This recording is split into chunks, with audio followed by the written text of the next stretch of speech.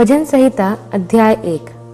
क्या ही धन्य है वह मनुष्य जो दुष्टों की योजना पर नहीं चलता और न पापियों के मार्ग में खड़ा होता और न ठट्ठा करने वालों की मंडली में बैठता है, परंतु वह तो यहोवा की व्यवस्था से प्रसन्न रहता और उसकी व्यवस्था पर रात दिन ध्यान करता रहता है।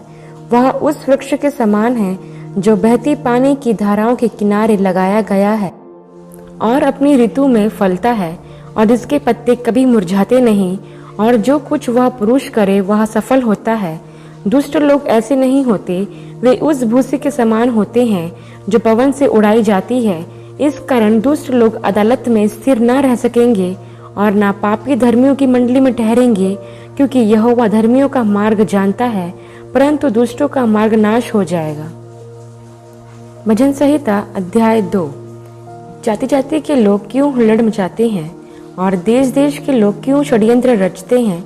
यहोवा के और उसके अभिषिक्त के विरुद्ध पृथ्वी के राजागण मिलकर और हाकिम आपस में षड्यंत्र रच कर कहते हैं, आओ हम उनके बंधन को तोड़ डालें और उनकी रस्सियों को अपने ऊपर से उतार फेंके।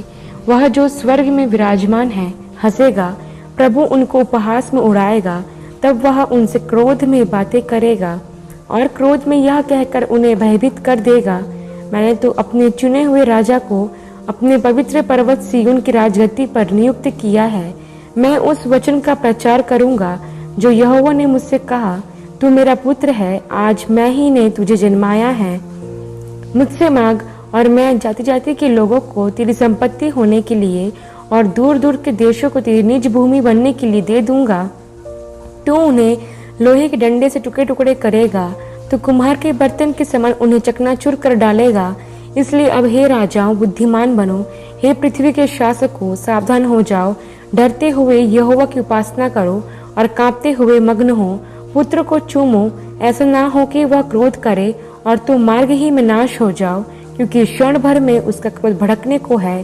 धन्य है वे जो उसमें शरण लेते हैं।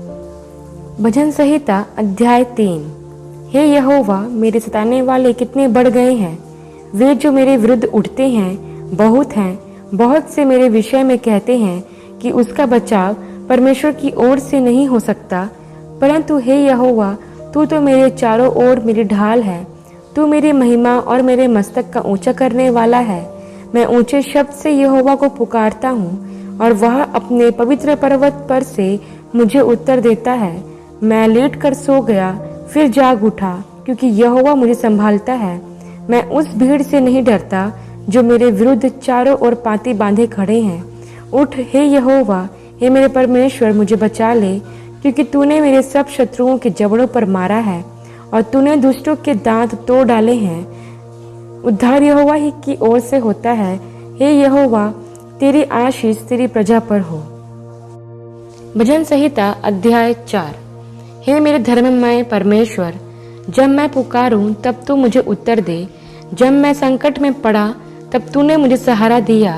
मुझ पर अनुग्रह कर और मेरी प्रार्थना सुन ले। हे मनुष्यों, कब तक मेरी महिमा का अनादर होता रहेगा? तुम कब तक व्यर्थ बातों से प्रीति रखोगे और झूठी युक्ति की खोज में रहोगे? यह जान रखो कि यहोवा ने भक्त को अपने लिए अलग कर रखा है। जब मैं यहोवा को पुकारूंगा तब वह सुन लेगा। कांपते रहो और पाप मत करो। अपने अपने बिछौने पर मन ही मन में ध्यान करो और चुपचाप रहो। धार्मिकता के बलिदान चढ़ाओ और यहोवा पर भरोसा रखो। बहुत से हैं जो कहते हैं, कौन हमको कुछ भलाई दिखाएगा? हे यहोवा, तू अपने मुख का प्रकाश हम पर चमका। तूने मेरे मन में उससे कहीं अधिक आनंद भर दिया है, जो उनको अन्न और दाखमधु की बढ़ती से होता है। मैं शांति से लेट जाऊंगा और सो जाऊंगा, क्योंकि हे यहोवा, केवल तू ही मुझको निश्चिंत रहने देता है। भजन संहिता अध्याय 5। हे यहोवा, मेरे वचनों पर कान लगा, मेरे कराहने की ओर ध्यान लगा।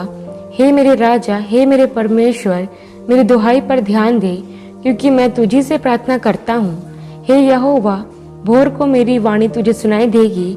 मैं भोर को प्रार्थना करके तेरी बाट जोहूंगा, क्योंकि तू ऐसा परमेश्वर है जो दुष्टता से प्रसन्न नहीं होता। बुरे लोग तेरे साथ नहीं रह सकते, घमंडी तेरे सम्मुख खड़े होने ना पाएंगे। तुझे सब अनर्थकारियों से घृणा है।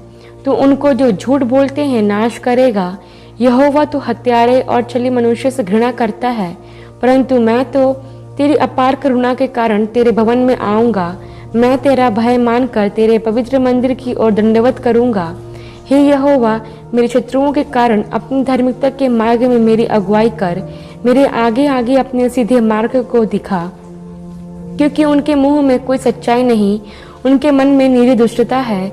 उनका गला खुली हुई कब्र है, वे अपनी जीभ से चिकनी चुपड़ी बातें करते हैं। हे परमेश्वर, तू उनको दोषी ठहरा, वे अपनी ही युक्तियों से आप ही गिर जाएं। उनको उनके अपराधों की अधिकाई के कारण निकाल बाहर कर, क्योंकि उन्होंने तुझसे बलवा किया है। परंतु जितने तुझ में शरण लेते हैं वे सब आनंद करें, वे सर्वदा ऊंचे स्वर से गाते रहें, क्योंकि तू उनकी रक्षा करता है। और जो तेरे नाम के प्रेमी है तुझ में प्रफुल्लित हो, क्योंकि तू धर्मी को आशीष देगा। हे यहोवा, तू उसको ढाल के समान अपनी कृपा से घिरे रहेगा। परमेश्वर आप सबको इन वचनों के द्वारा आशीष दे। आमीन।